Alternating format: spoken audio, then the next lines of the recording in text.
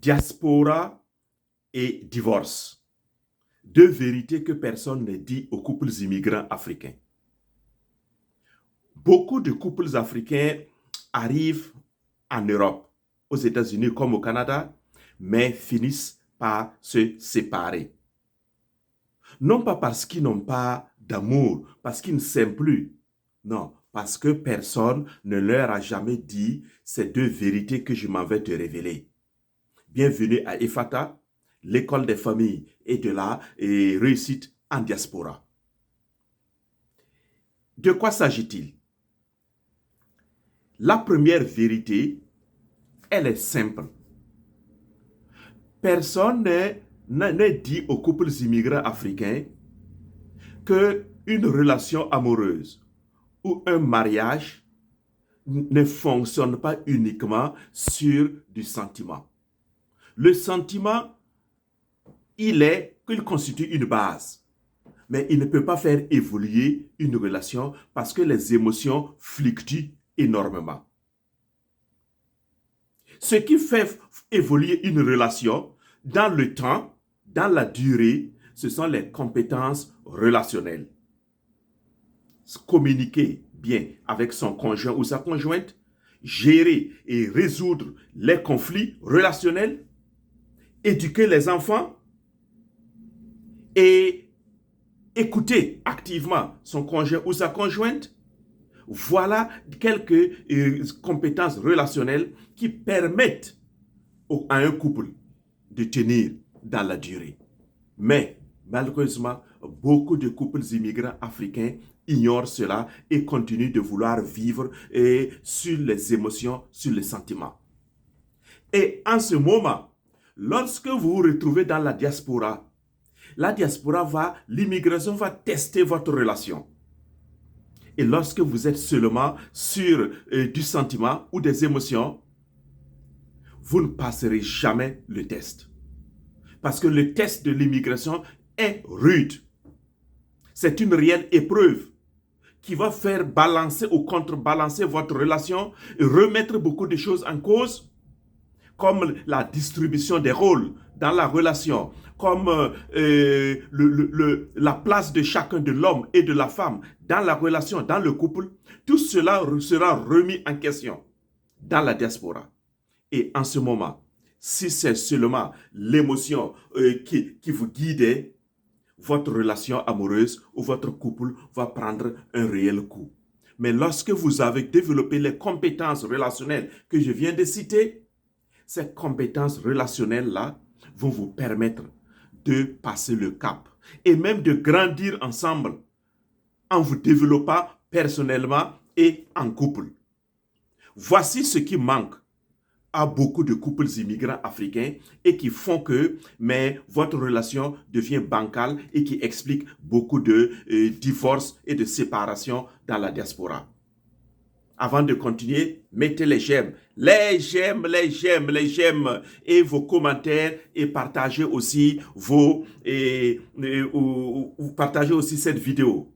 La deuxième vérité que personne ne dit aux couples immigrants africains, c'est simple, c'est que on ne nous a pas appris à vivre dans des conditions extrêmes.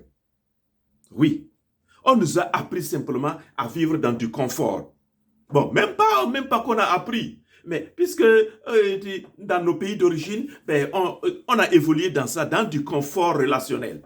La famille est là, les amis sont là pour nous soutenir et le couple est organisé de façon culturelle et sociale de cette manière. C'est ce que j'appelle le confort.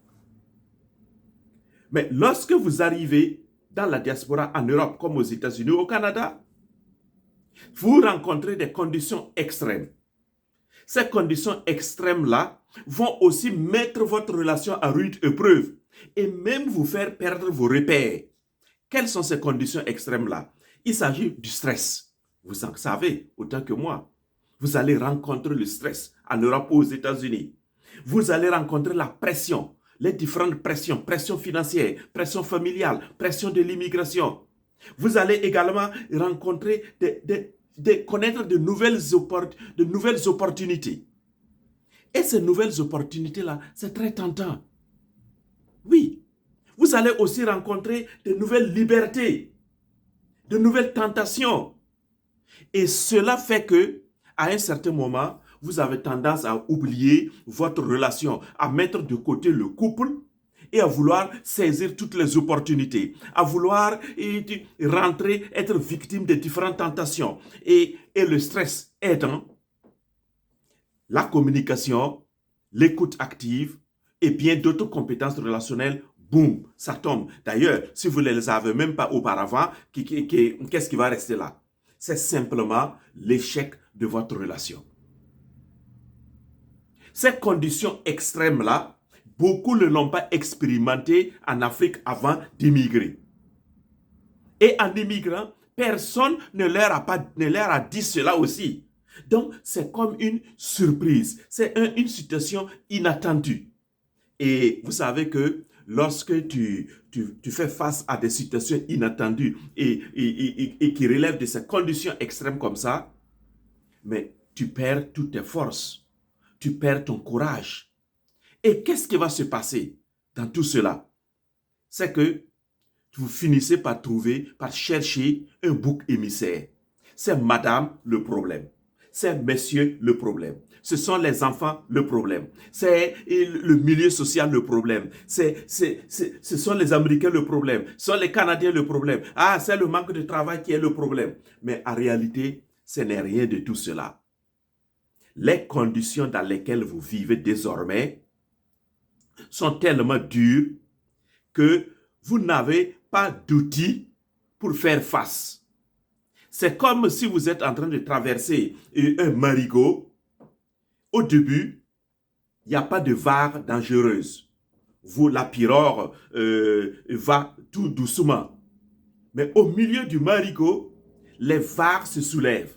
Et donc, là, votre pirogue va commencer à tanguer comme ça. Et si vous n'êtes pas formé, si vous n'êtes pas préparé à faire face à cela, c'est la panique totale. C'est la peur. Et la peur va vous faire perdre vos pédales.